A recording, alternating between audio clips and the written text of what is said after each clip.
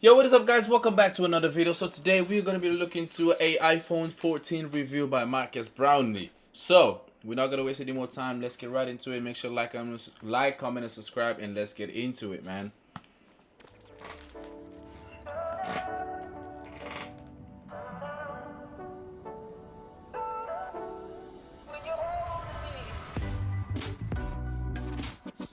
Turn this a little bit down. Hold on. Didn't mean to take the whole shit down. But anyway.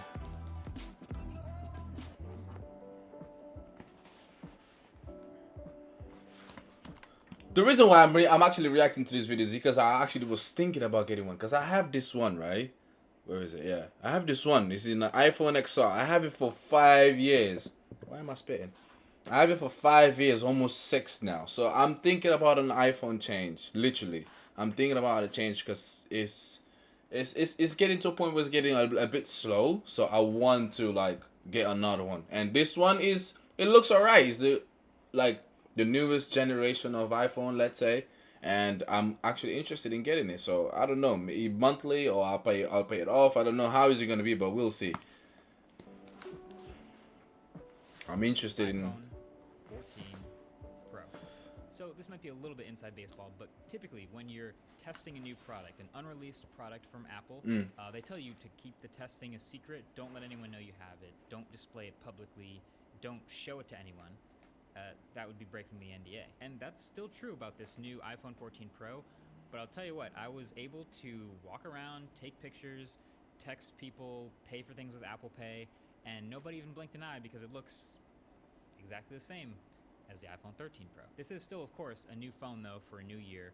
So really there are 3 major things that are new with the 14 Pro, those being the internals, the display, and the cameras. So I'm going to sort of chapter those things off to go over each of them. But of course, also worth mentioning is this new MKBHD edition Chevron hoodie. Always plugged. Finally available in the MKBHD store, mkbhd.com. It's very comfortable, but also hoodie season. Come on, the internals. Let me see what it's gonna be like. He's definitely gonna give us the whole insight. Pieces in this new phone, but there's technically more in this one than the baseline iPhone 14 because this one actually gets a silicon upgrade to the new A16. And that's the thing. I just don't want to get the normal. I want to get the Pro Max. I want to get the biggest one and the Pro. That's the thing about me. I have big hands, so definitely is gonna be something. And 6 gigs of RAM. Top of the line, new 4nm system on a chip from Apple. You could tell though when they gave the presentation in the keynote that it must be a pretty minor bump from the A15 Bionic because they went straight to comparing it to the A13 Bionic from a couple years ago. In real life though, so far it's benchmarked very similar to an A15 Bionic. It looks so smooth. And that's meant, for me, rock solid performance. And that's the thing. I've been seeing, like, for example, as you guys see on the battery, it says 33. I've been seeing a lot of like discussion on Twitter saying they're like, oh, why would they show like a full bar but just saying 33? Because you might think like you have a full bar but you only have 33. But just turn it. I think there's a way that you can turn it off, if I'm not mistaken. Maybe you might talk about it on this review, let's say. And a pretty reliable all-day battery life from both the 14 Pro and 14 Pro Max. But I'm going to get more into battery in a minute. Also technically new to the internals is a new set of sensors. It's an improved gyroscope and a better accelerometer to be able to tell. Hold on. My bad. I just saw. Did I just see a to-do list? And 14 Pro Max. But I'm going to get to-do list and planner. Hold on. Let me get that. Hold on a second. Yeah, let the video keep playing though. I need to get that. New to the internals is a new set of sensors. It's an improved gyroscope and a better accelerometer to be able to tell if you've been in a car crash. Yeah, got it already. Come on. Detection. Cool feature. So it'll detect if you've been in a car crash or not, and then if you don't respond to the prompts on screen, it'll automatically call emergency services. What? Hold on. What? Wait, why did I? Oh man, come on. The prompts on screen, it'll automatically call emergency services. Tell if you've been in a car crash or not. Crash detect battery in a minute. Also technically new to the internals is a new set of sensors. Improved gyroscope and a better accelerometer. Yeah. Tell if you've been in a car crash or not. Weird. Crash detection. Cool feature. So it'll detect if you've been in a car crash or not, and then if you don't respond to the prompts on screen, it'll automatically call emergency services. Whoa, he actually tells you've been in a... Oh my god, this is so crazy. I don't know if I want to get this now. It knows too much. I don't know if I want to get this now. gonna test that. I'm sure some other YouTubers will find a way to test it. But actually, my question really was like, okay, if you're gonna test it, what sort of things do you test? And I guess the answer is accidental triggers. Like, you know how if you run up a flight of stairs or something and you have automatic workout detection on the Apple Watch, it'll go, oh, have you started a workout? Because you've got an elevated heart rate, yeah. Started to run and no.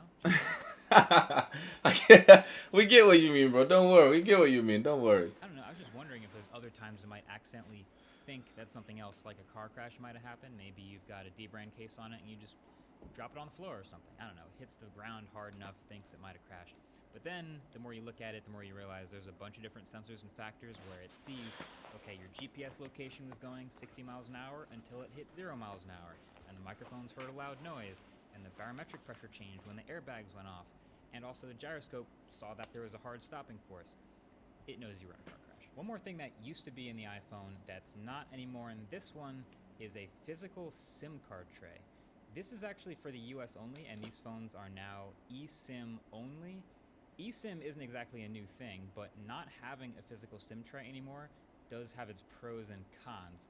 Pros mainly being, okay, it's one less place for water to get in, one less moving part, but cons being that for international travel, if you just wanted to grab a SIM card real quick instead of going through the carriers, that's no longer nearly as easy. I'm going to keep an eye on this because I imagine Apple intends to eventually expand this to all iPhones instead of what it's now, which is just starting in the US only. But then the last internal change for the to be honest, I hope they don't do it, man. He's been so good by just having the password and then that's it, right? Instead of putting an actual SIM card, like, why?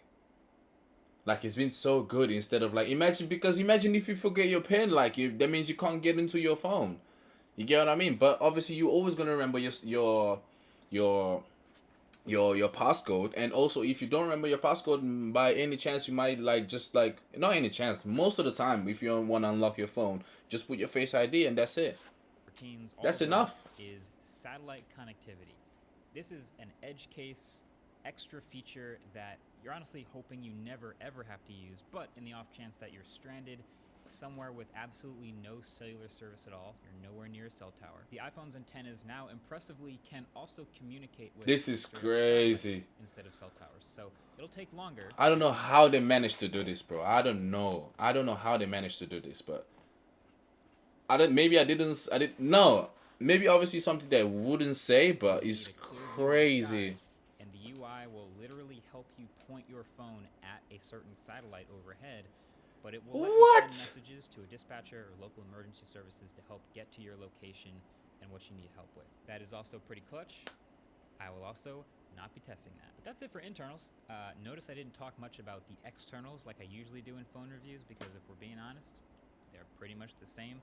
There are some new colors, the space black, which is my favorite in years, and there's also a new purple color, yeah. At certain angles you can hardly even tell it's purple, but if it hits the light, for a pro phone, that's it. It's like a very dark purple, really not like a bright one. Slightly larger and thicker than the 13 Pros, but bottom line is when an iPhone 13 Pro can fit in an iPhone 14 Pro's case, and it's pretty close.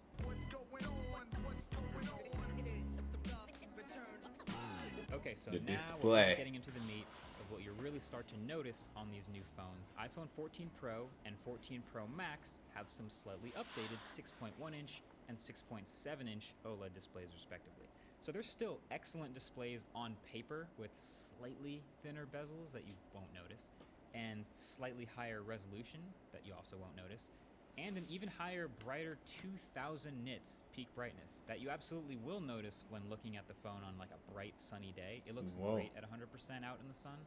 But the two things you'll notice the most often here are the dynamic island and the always-on display. The always-on display is the perfect example of the classic Apple late mover strategy. Like, this is not a new feature. This has been on hundreds of phones before for many years, but now it's finally coming to an iPhone, and so it's being done the Apple way this time.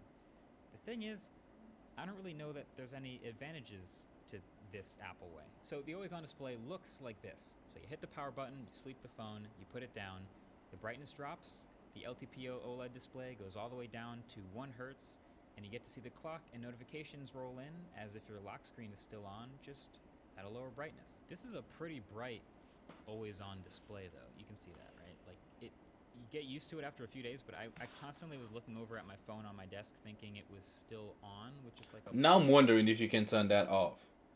Because unless Apple has a feature for that, like, there, you won't waste battery, obviously, because I don't want... Because obviously, if it's always on, that's probably going to waste a lot of battery. Obviously, if it's pitch black, maybe not so. Or probably not as much as having a lower brightness. Like this. But forgot the name of like it that all already. the time. The transition from the home screen to the always-on display is really nice. It's got this Always-on smooth display. fade animation, and I think that's the Apple way. Like, the clock, if it's behind something, will graduate to the front of the always-on display, and it maintains all the colors and skin tones and whatever wallpaper you were using. So it's not pretty faded cool. or black and white. You still have all your color. If you've got music playing, then your album art is front and center.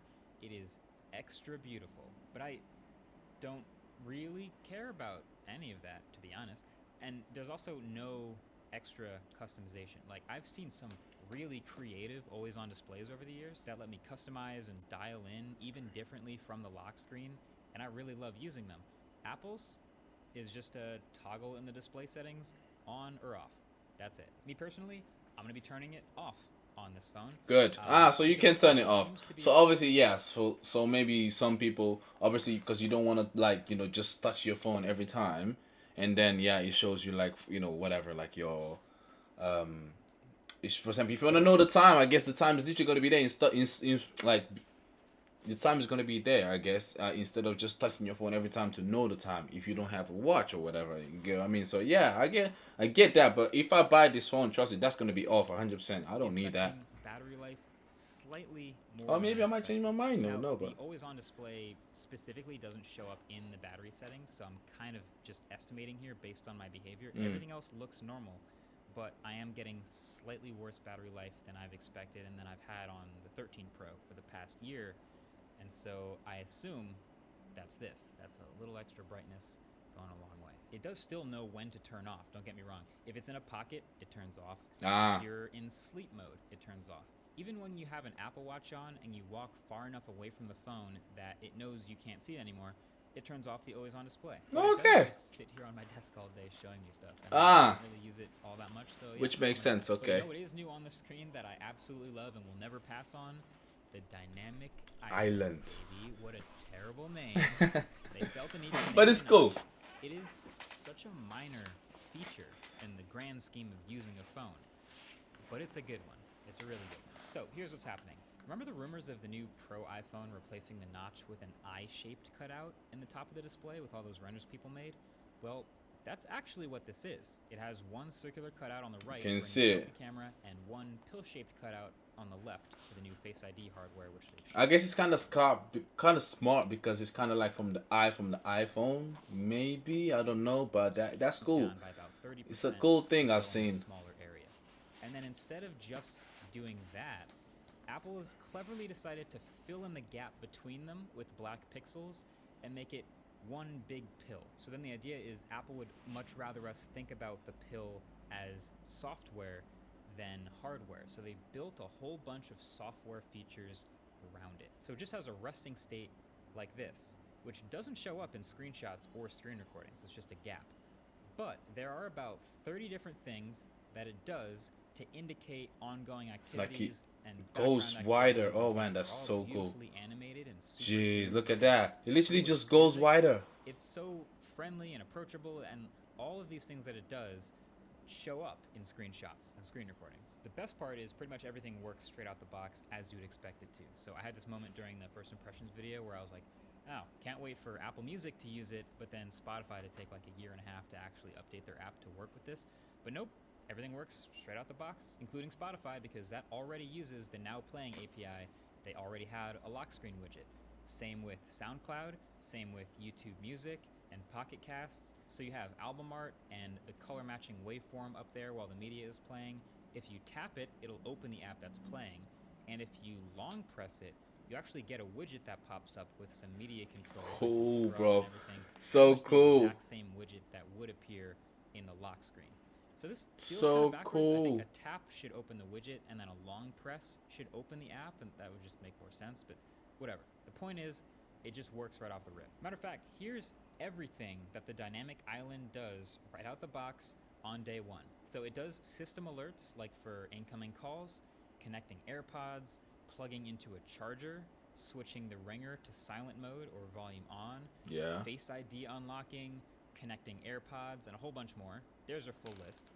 And then it's also a UI Ooh. for live activities happening Airplane in the background. mode, So Find My, an any ongoing call everything or basically. music playing in the background, any media, timer counting down, maps directions as you navigate in the background, voice memos recording, screen recording, all that stuff. So here's a full list of that as well. And then any third-party app that uses the now playing. Wait, hold on. Ah, no, that's YouTube Music. I thought it was just the YouTube app itself. Because obviously we've been wanting YouTube to do this, like, for us to play, like, maybe a song or whatever. You know, or maybe a podcast or whatever, like, just with the screen off. We can't do that. That's why we listen to you on Spotify. But there are songs, for example, or there are maybe, I don't know, maybe podcasts that's not on YouTube, for example, and we want to listen to it, but with the black screen on. But we can't do that. We literally cannot do that, bro. Which there are many. It also has a little spot for the indicator for microphone and camera access right in between the pill and the cutout. It really becomes next level when you have multiple background activities happening at once, because then it low-key kind of becomes like a multitasking app switcher at the top of your phone. So one background activity looks like this, but then if I have a second one, if I go start a new background activity, it splits the island into two, so now you can pick between them and then quickly swap between them. Yo, I so want to get this. This is crazy. I so want to get this, bro. That's so sick. I think, as cheesy as the name is, like, I'm about done saying the words Dynamic Island out loud, but I think this will be one of the most copied features in the smartphone world in like 18 months. Pretty much guarantee it. Like, we even already saw some MIUI mods on Twitter with people trying this on other phones. But the thing is, it's going to be surprisingly hard to copy it exactly like this on this level. It seems pretty innocuous, pretty simple, but there is a lot going on here. Like, there's a new display engine in the A16 Bionic that handles all of these animations, and there's a lot of them that really pull this whole thing together. There's physics to it. You poke the cutout and it wobbles and moves around a little like it's alive. And since there are real cutouts, like holes in the display for the camera and the Face ID system, it has to be touch sensitive in areas around the actual cutout so that it can still register taps when you touch a dead zone on the screen. And for the most part, it works pretty well. Is this a game-changing feature in a phone for most people? No. Is this a reason to get one phone over another? I don't think so. No, not really. Is this a nice quality of life touch that a lot of people will think is really cool and really like? Yeah, I think that's true.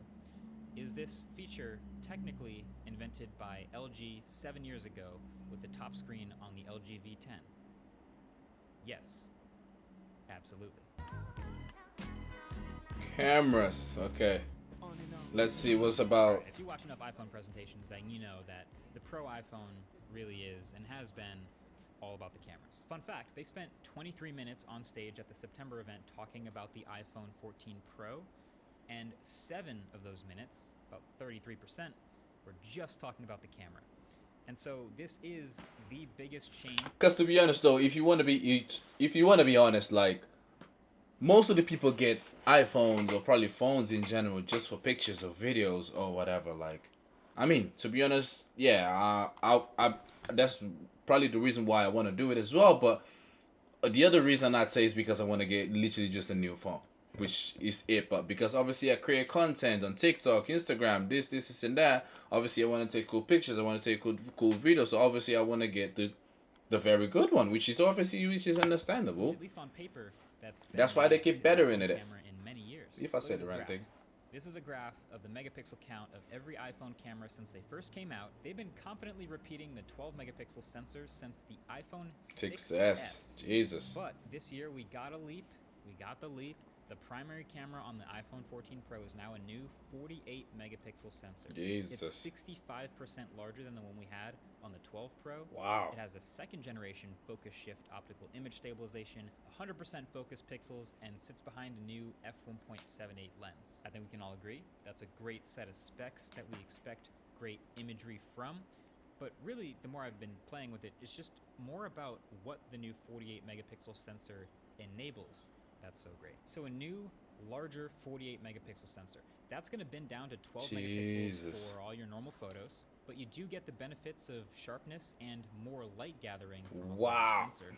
That also gives you faster shutter speeds to freeze motion more often in Okay, I'm definitely getting this. And it lets me take low light photos with a shorter shutter time, which is very convenient. But the larger sensor also gives you a really nice, shallow, natural depth of field without portrait mode, more than we've ever seen from an iPhone camera. Now, other phones I've seen do this just as well, but it presents a new set of challenges, like fringing and autofocus. But I've been very impressed with how well the crazy. iPhone Because I want to find out about the video mode, because I want to start vlogging on my camera. And with this phone, to be honest, the quality is not that great. You can take some pictures, yeah, cool here and there, but it's not for video. As I say, it's not that great. The pixels are so damn low. Not a whole ton of fringe. I want to know about the front camera, especially. 100% coverage with focus pixels has been pretty locked in on tracking subjects and keeping things in focus, even with the shallow depth of field. My only complaint really is the pretty weak minimum focus distance. Things get blurred when you get close to the primary camera, so you got to switch to the macro mode pretty early. Luckily, the ultra wide has some improvements too, so that's not the end of the world. Then, a 48 megapixel sensor also enables this new 2x button. Doesn't seem like that huge of a deal, but it's literally just cropping in on the middle 12 megapixels of this huge sensor. So it's essentially like an optical zoom. It's not like you lose quality. Oh my god, this one, bro. This one is so crazy. It's like, oh my god, it's like you have a circular ruler just going up and down. It's so crazy. Cropping into an already 12 megapixel image. The 48 megapixel sensor also enables this new action mode in video, which is this super aggressive stabilization for really shaky video. And it does this with a pretty heavy crop, but it's also able to still shoot in up to 2.8K in this mode. Little pro tip, it defaults to the 0.5x camera. It's much noisier when you do this, so I do recommend switching back to the primary for it. And then if you're running around chasing a subject or even pointing it out a car window or just anytime you need some pretty heavy stabilization, this is definitely nice to have. If you want the full 48 megapixel files, you can shoot in ProRAW and it will kick out 50, 60, 70 megabyte DNG files, which have a lot of detail and latitude to push around in Lightroom and make them look better than the straight out of camera 12 megapixel shots. But I'll leave that to the Peter McKinnons and Tyler Stallmans or the many other photography creators I know are going to put this to the test. One thing they didn't do with the new 48 megapixel sensor is 8K video. They could have. They've not been able to until they crossed the 30 megapixel threshold. They got to 48. They didn't do it. That, of course, would also probably still be pretty tough considering the max iPhone is still 1 terabyte, which sounds like a lot, but then you're also working with huge 5-6 gig per minute ProRes files that take forever to get off the iPhone via this lightning port and the slow speeds, and they should probably just switch to USB-C, and that's a whole rant for another day, so I'll just stop it there. But just know, no 8K video straight from the iPhone's camera. Wow, come on. Though, put the iPhone I mean, I guess 4K should be enough, maybe. Pro as the best camera system in any phone in 2022. Don't get me wrong, it's not perfect. It can definitely overbake HDR sometimes in some harsh shooting conditions. And the new selfie camera, which now has 12 megapixels and autofocus, while it handles a variety of focal lengths much better and is sharper overall, it still has a tendency to overexpose people with dark skin. Not bad. Constantly. I would know. But if I'm just looking for the overall... I would know. People with dark skin constantly, I would know. If I'm just looking for the overall versatility of the camera system. You know, the shutter speed improvements, the quality of the photos, the great autofocus, the color consistency between the 3 different cameras, the overall image processing pipeline improvements that have made the ultra-wide much more usable and less noisy in low light, and then of course the ProRes video that I'm literally actively running an entire YouTube channel with, then yeah, I'm pretty comfortable calling this the Camera King again. And yes, I am going to be shooting the new autofocus video with the iPhone 14 Pro's cameras, so if you want a large helping of sample footage, that's going to be the place to go. Go subscribe over there. Plus, the car is going to be, that's a fun one. It's going to be a good video, so don't miss it anyway. Oh, also, guess what? Cinematic mode now supports 30 FPS. 30 frames per second. That's funny. Checkmate 24 FPS stands. No, but also I don't think I'm going to be using cinematic mode that much because the natural depth of field is so good on the primary camera. But yeah, 30 FPS, cinematic now. Also, remember how all those event invites went out a couple weeks ago and the theme was far out and there were all these stars and we thought, oh, they're going to get an astrophotography mode, like a nighttime photography type thing. That didn't happen. Turned out they were like hinting at the satellite connectivity. But, like, the iPhone still gets crushed when it comes to some of the like super low light nighttime shooting and especially astrophotography. So I'm kind of bummed that we didn't get that. But otherwise, yeah, complete camera. Anyway, yo, like, you know, this obviously this guy he's basically the king of reviews, and whatever he says, obviously he has, you know, insights, and obviously all of the everything that he wants you to know, you will know about it basically. But anyway, thank you all for watching this video, man. I hope you guys enjoyed. This is kind of like a new format that I've been trying, and then I don't know. Let's hope it goes well, cause hey, whatever happens, man. Anyway, thank you all for watching, man. I hope you guys enjoyed. Also, click right here to subscribe to my channel, and also hold on, I wanted to take this one off. Yeah, there we go, and you can click right here for another video. Anyway, thank you all for watching. I'll see you guys in a bit. Take it easy and peace out, man.